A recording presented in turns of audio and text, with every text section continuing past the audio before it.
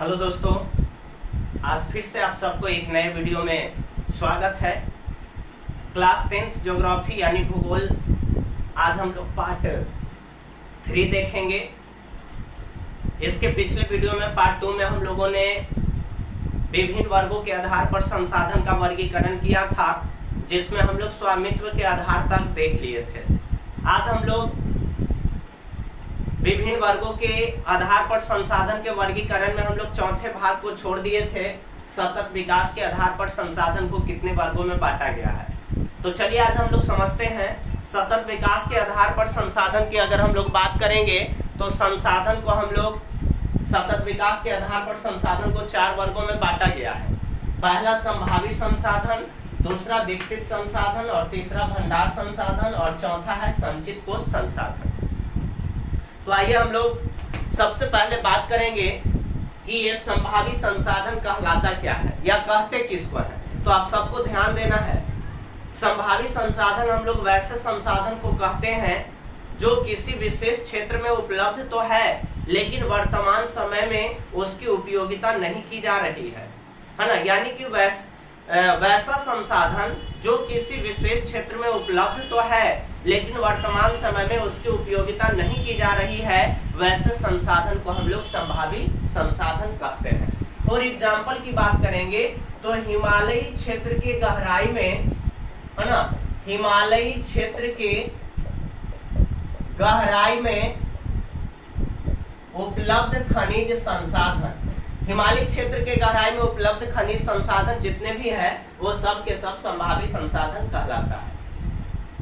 इसके आगे हम लोग विकसित संसाधन की बात करेंगे तो विकसित संसाधन कहते किसको है, तो वैसा संसाधन, है ना, वैसा संसाधन जिसकी उपयोगिता सर्वेक्षण के उपरांत उसकी मात्रा एवं गुणवत्ता के आधार पर की जाती है, उसे हम लोग विकसित संसाधन कहते हैं। फिर से एक बार सुनिए, वैसा संसाधन जिसका उपयोग, वैसा संसाधन जिसका उपयोग या जिसकी उपयोगिता सर्वेक्षण के उपरांत उसके मात्रा एवं गुणवत्ता के आधार पर की जाती है, तो वैसे संसाधन को हम लोग विकसित संसाधन कहते हैं।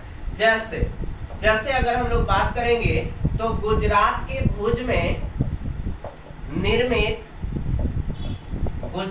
भुज में सौर ऊर्जा का प्लांट, ये क्या है भाई, तो ये आपका विकसित संसाधन है। इसी तरह से हम लोग भंडार संसाधन की बात करेंगे तो भंडार संसाधन किसको कहते हैं, तो वैसा संसाधन जो पर्यावरण में उपलब्ध होते हैं, वैसा संसाधन जो पर्यावरण में उपलब्ध होते हैं और साथ ही मानवीय आवश्यकताओं को पूर्ति करने में सक्षम होता है, उसे हम लोग भंडार संसाधन कहते हैं। जैसे हाइड्रोजन की बात करेंगे, है ना, जल की बात करेंगे, ये सब क्या है, हाइड्रोजन और जल, है ना, ये सब के सब भंडार संसाधन है। ऑक्सीजन क्या है, भंडार संसाधन है। इसके बाद संचित कोष संसाधन की हम लोग बात करेंगे। तो संचित कोष संसाधन का मतलब क्या होता है कि वैसा संसाधन जो किसी विशेष क्षेत्र में उपलब्ध तो है, वैसा संसाधन जो किसी विशेष क्षेत्र में उपलब्ध तो है, लेकिन उसकी उपयोगिता तकनीकों के आधार पर की जा सकती है, उसे हम लोग संचित कोष संसाधन कहते हैं। जैसे भविष्य की अगर हम लोग बात करेंगे तो भविष्य में नदी जल से जल विद्युत उत्पन्न